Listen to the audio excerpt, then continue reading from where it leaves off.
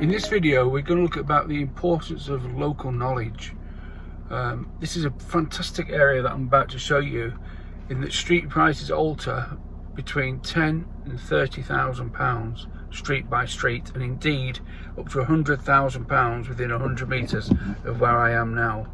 As an investor, you can quite easily get misled into purchasing properties based on Rightmove postcode searches and various other criteria.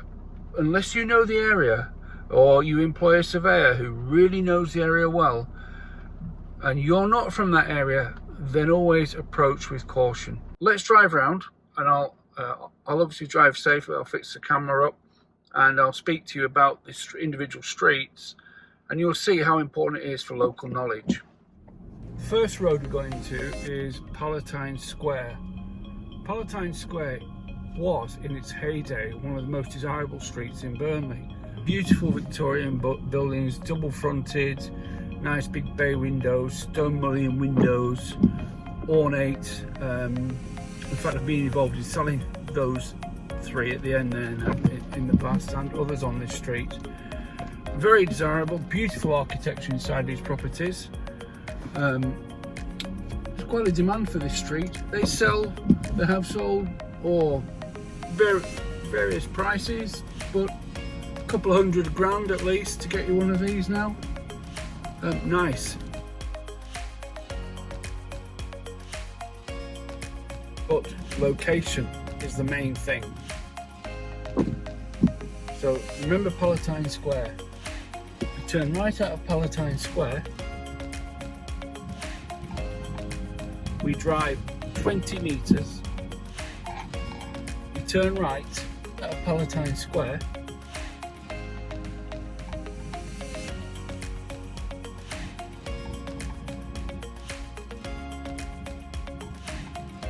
Right, well, first thing we notice here is the lack of cars on the street, which indicates a relatively low income, but then we see the number of boarded up properties.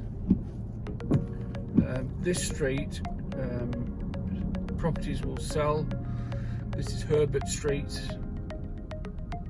not very desirable. Properties will sell for 30s, maybe less, maybe more, depending on their condition. This is probably one of the cheapest streets in Burnley at the moment. Relatively high tenant risk, but at the end of the street we have these lovely Victorian garden fronted houses. This street is Pritchard Street, probably worth about £5,000 a house more than the one we've just been down. And then we get to Grange Street, which carries a premium of the others of about another £5,000 to £10,000. And then we get to Raglan Road. Raglan Road has an even higher value, again another £5,000 to £10,000 depending on the property. Nice properties. I've been in quite a few of these and I quite like them as houses. So this is Albion Street.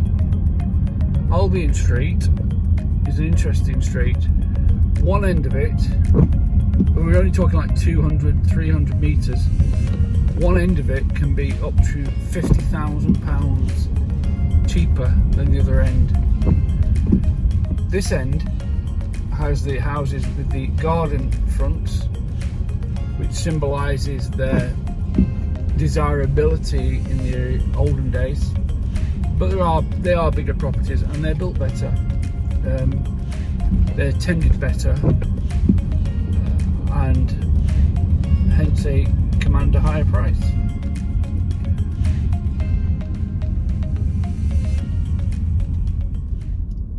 So what we saw there, within 200 metres of a desirable square where houses are £200,000, we can find other houses between 30 and 60 in poor state of repair, not very desirable. But if you were to do a remote investigation of prices, particularly on Albion Street there, the last one, you could be misled into thinking that you're buying property cheap when indeed you're not. They're not always the bargains they appear to be, and sometimes they can be a complete disaster. So my advice to you, always get local knowledge, always speak to an estate agent, even if they're not selling the property. Always get a local surveyor to give you the true value of what you're buying. And I'd also recommend getting a level 2 or a home buyer's survey, simply because of the defects that these kind of properties inherently have.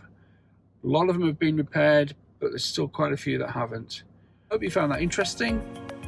Okay, thanks.